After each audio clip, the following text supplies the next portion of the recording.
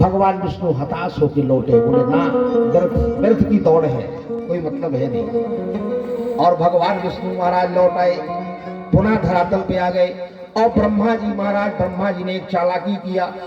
चालाकी ब्रह्मा जी ने क्या किया कि ब्रह्मा जी आधी दूर से लौटने लगे तो महाराज ऊपर से एक केतकी का फूल उड़ता हुआ चला आ रहा था।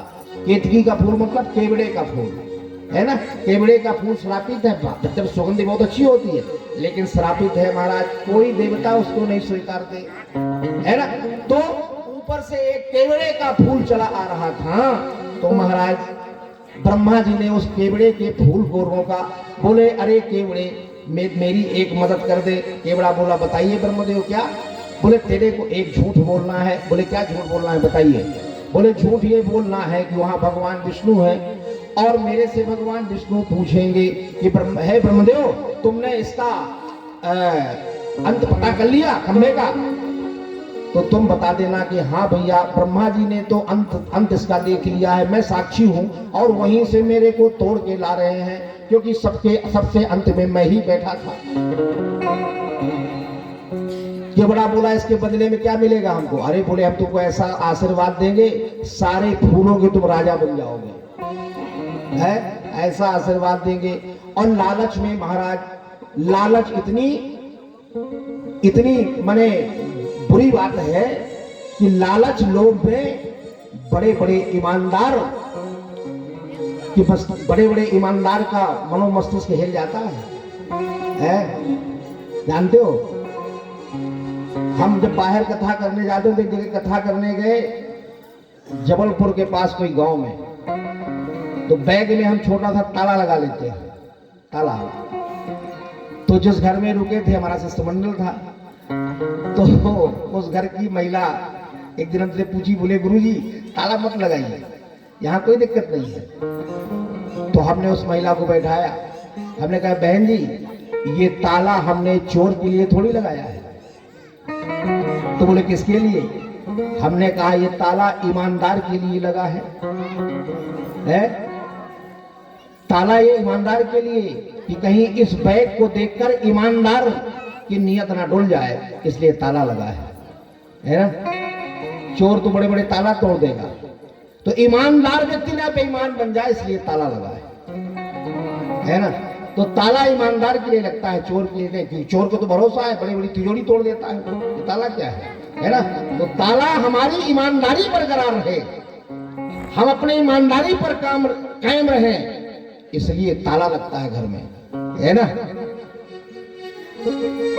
तो महाराज केवड़े की ईमानदारी हिल गई, बेईमान बन गया थोड़ी सी लालच में। और ब्रह्मा जी आए तो फिर ब्रह्मा जी चिल्लाने लगे, अरे विष्णु,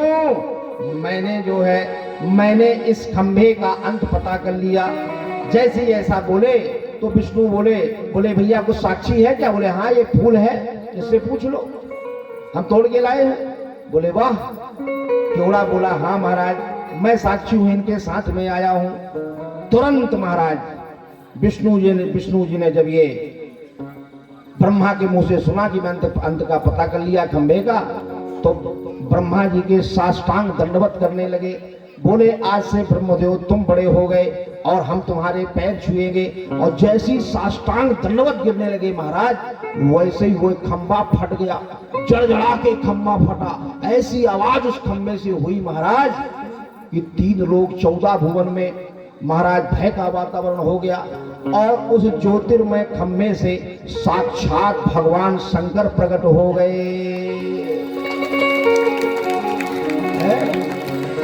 साक्षात शिव प्रकट हो गए। क्यों कि शिव इतना बड़ा अन्याय नहीं देख सकते थे।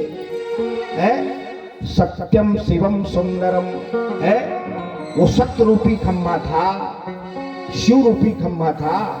और सत्य रूपी खंभे के सामने इतना बड़ा अधर्म, इतना बड़ा अन्याय, फट गया खंभा महाराज। और जैसे ही खंभा फटा तो भगवान विष्णु भोले बाबा की बड़ी सुंदर स्तुति करने लगे, हाथ जोड़ के आंखों को नम करके स्तुति करने लगे।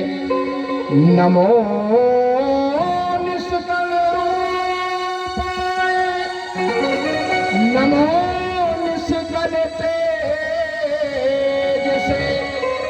नमः सकल नाथाय नमस्ते सकलात्मके नमः प्रणववाचाय, वही प्रणव जिसका मैंने भी मीमांसा की। नमः प्रणववाचाय नमः प्रणवलिंगिने और नमः सृष्टादि तत्रे च नमः पंचम मुखाय। आहा, भगवान विष्णु ने शंकर जी की स्तुति किया।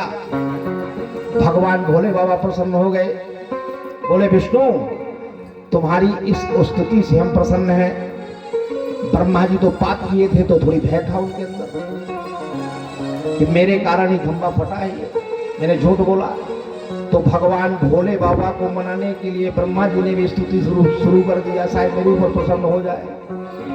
तो ब्रह्मा जी ने भी स्तुति किया कि पंच ब्रह्म स्वरूपाय। अब ब्रह्मा जी स्तुति शुरू करते हैं महाराज, क्या कि पंच ब्रह्म स्वरूपाय पंच कृत्यायते नमः आत्मने ब्रह्मणे तुभ्यं मनंत गुणे शक्यते सकला कलारूपाय असंभवे गुरुवे नमः। ब्रह्मा जी ने स्तुति किया। शिव जी बोले बोले ब्रह्मा तेरे को छोड़ूंगा नहीं, तू बड़ा धर्मी है और जिस मुंह ने झूठ तेरा बोला है उसी सिर को काटूंगा। ब्रह्मा जी के पहले 5 मुंह थे, है ना, और जिस मुंह ने झूठ बोला उसी मुंह को भगवान शिव ने और अपने त्रिशूल से काट दिया। इसका दंड तेरे को मिलेगा, तू कितनी स्तुति कर ले, है ना। और केवड़ा को बोले बोले जा तेरे को श्राप देता हूं कि तेरे अंदर भले इतनी मीठी खुशबू है लेकिन कोई भी देवी देवता तुझे स्वीकार नहीं करेगा, तो उपेक्षा का पात्र रहेगा। है झूठ बोलने वाला व्यक्ति हमेशा उपेक्षित रहता है। भैया अगर आप अपने आप को हल्का बनाना चाहते हो तो झूठ बोलना शुरू कर दो। झूठ बोलने वाले की कोई कदर नहीं, अरे लाओ फालतू है, उसके बात पर कोई भरोसा नहीं, कोई कदर नहीं, कोई वजूद नहीं उसका, है ना। और अगर महाराज व्यक्तित्वशाली बनना है, प्रभुत्वशाली बनना है, अगर अपने व्यक्तित्व में 4 चांद लगाना है तो रघुकुल रीत सदा चली आई, अप्राण जाई पर वचन न जाई, है ना। आपको राम का अनुसरण करना पड़ेगा, आपको शिव का अनुसरण करना पड़ेगा। क्यों भैया, आप जिस देवी देवता के उपासक हैं, ध्यान देना, आप जिस देवी देवता के उपासक हैं तो जानते हैं आपके जीवन में वो पूजा कब फलित होगी। उस पूजा को फलित तब मानना जब वो देवी देवता के संस्कार आपके जीवन में उतरने लगे, है।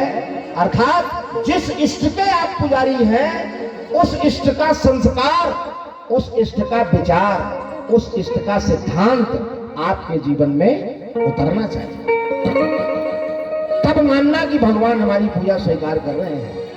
और अगर पूजा आप हनुमान जी की कर रहे हो और महाराज किसी हौली में जाके बढ़िया प्रसाद चढ़ा रहे हो, है, और कहते हो कि मंगलवार को नहीं पीते बस हो गया, है, मंगलवार को नहीं पीते, बाकी जो हनुमान जी छूट दिए पियो पियो वो पियो, है। किस काम की पूजा, किस काम की साधना, किस काम का जब तक। अरे जिस हनुमान के तुम उपासक हो क्यों उस मूर्ति को बदनाम कर रहे हो, है, क्यों उनकी कृपा को बदनाम कर रहे हो। जब तुम में हनुमान जी की उपासना का सामर्थ्य नहीं है, अपने जिह्वा में कंट्रोल नहीं है, अपनी इंद्रियों पर कंट्रोल नहीं है, तुम्हारी आहारचर्या जब नहीं सुधर सकती, तुम्हारी दिनचर्या जब नहीं सुधर सकती, तुम्हारी विहारचर्या नहीं सुधर सकती, तो क्यों ये ढोंग करते हो और हनुमान जी को बदनाम करते हो कि हर मंगलवार को सिंदूर नारियल चढ़ाता हूं, कुछ नहीं होता, फालतू है। उस हनुमान से अगर तुम्हें कुछ लेना है तो हनुमान जैसा जीवन जीना पड़ेगा, जीना पड़ेगा। जोरदार बजाइए, मेरे गुरुदेव बजाइए। है शंकर जी से कुछ आप लेना चाहते हैं तो शंकर जी जैसा जीवन जीना पड़ेगा, तब तो मिल पाएगा महाराज। नहीं मिलने वाला नहीं है, मिलने वाला नहीं है महाराज। है आप भगवान के सामने, जब ये बालक को ठीक करा हो भैया, बैठा वही में, आप जब भगवान को भोग लगाने जाते हैं थाली में, ध्यान देना, थाली में जब भोग लगाते हो तो कितनी पवित्रता का ध्यान रखते हो। भगवान का भोग है, इसमें प्याज नहीं होना चाहिए, इसमें लहसुन नहीं होना चाहिए, है इसमें तो बड़ा सुंदर पकवान होना चाहिए, बहुत पवित्र भोजन होना चाहिए। क्यों कि आपका ये भाव रहता है कि अगर दूषित भोजन हुआ तो हमारे भगवान नहीं स्वीकारेंगे, ये भाव रहता है ना। कितनी सुंदर थाली सजाते हो और भगवान के सामने ले जाते हो और जल घुमाते हो और बढ़िया मंत्र बोलते हो, हरि ओम मानाभ्याया